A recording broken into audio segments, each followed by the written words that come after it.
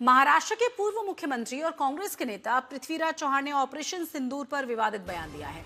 चौहान ने कहा यह है कि ऑपरेशन सिंदूर के पहले ही दिन हम हार गए थे।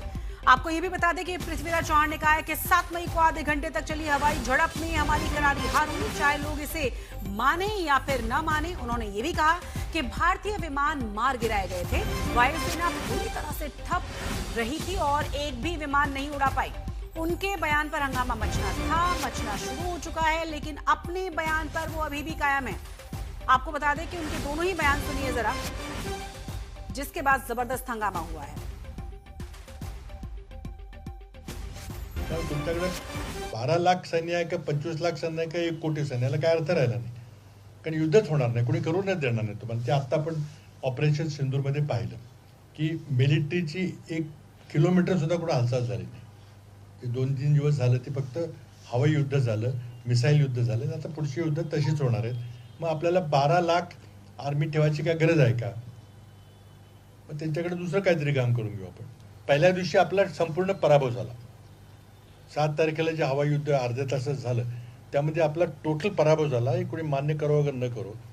आणि त्यामुळे त्या दिवशी भारताची जी विमानं पाडली त्या दिवशी सगळा भारताचा एअरफोर्स हा ग्राउंड झाला। त्यानंतर एकही विमान उडलं नाही, पण कुठेही विमान उडलं की पाकिस्तानचं तुमचं विमान ग्वाल्हेर असेल किंवा बठिंडा असेल किंवा सिरसा असेल तिथं वाढायची शक्यता असल्यामुळं आपलं कंप्लीट एअरफोर्स ग्राउंड झालं। ऑपरेशन सिंदूर के बारे में सारा कुछ सच सामने नहीं आया है, जिसका कारण पॉलिटिकल लीडरशिप नहीं चाहती थी। अब जैसे पहले दिन 7 तारीख को जब लड़ाई हुई रात को, तब ये माना गया कि भाई लड़ाई है, उसमें नुकसान होता रहता है। हमारे जो एयरफोर्स के जो चीफ जो अफसर बड़े बड़े अफसर है आर्मी के, उन्होंने तय कर लिया कि भाई कुछ गलतियां हुई, कुछ हमने नीति निर्धारण में कुछ गलतियां हुई, उससे हमारा नुकसान हुआ, ये उन्होंने मान लिया है। अब नुकसान क्या हुआ स्पेसिफिकली वो नहीं बता रहे, इसलिए भारत की क्रेडिबिलिटी काफ़ी गिर गई है कि जब सब दुनिया के लोगों को पता है क्या हुआ, तो आप लेकिन छुपा रहे हो फैक्ट्स, तो क्यों छुपा रहे हो?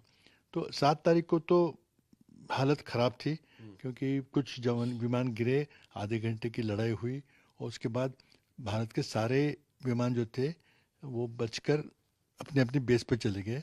ऑफिशियली भारत सरकार ने ये नहीं बताया कि कितने जहाज़ गिर गए थे, लेकिन बाहर के इंटरनेशनल मीडिया में काफ़ी खुल के खबरें आ रही हैं कि भारत का ज़्यादा नुकसान हुआ था।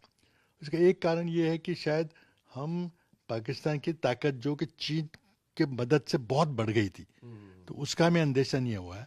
इसका कारण ये था कि जैसे कोई हवाई जहाज़ हमारा उड़ान भरता है तो 1 सेकंड के अंदर चीन को पता चल जाता है और चीन पाकिस्तान को बता देता है, और इसके लिए सरप्राइज एलिमेंट जो होता है वो नहीं था, और इससे हमारा काफ़ी नुकसान हुआ।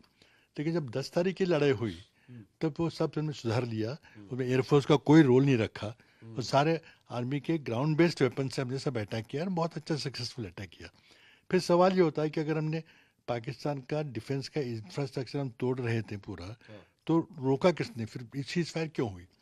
सीज फायर मानने का क्या कारण था? क्यों एक आध दिन और रुक जाते? तो डोनाल्ड ट्रंप कह रहे हैं कि हमारे वजह से हुआ। हाँ, तो ये साफ है। तो लेकिन हमारे प्रधानमंत्री नहीं मान रहे, वो कह रहे हमने किए आपस में बात करके। तो सवाल ये कि बहुत सारे सवाल हैं कि क्या हुआ लड़ाई में, हमने क्या, हमारे जो उद्देश्य हमारे पहले थे कि ये सब चीज़ें करनी हुए क्या, तो मैं नहीं समझता कि सारा कुछ हमारा जो हमने सोचा था पूरा हुआ है। पृथ्वीराज चौहान साहब एक स्टडीड, एक इंटेलेक्चुअल आदमी है। वो कोई भी बात करते हुए बहुत सोच समझ के बात करते हैं। निहायत ही शरीफ और एक ईमानदार आदमी है। उन्होंने यदि कुछ बात कही है तो उसमें दम होगा।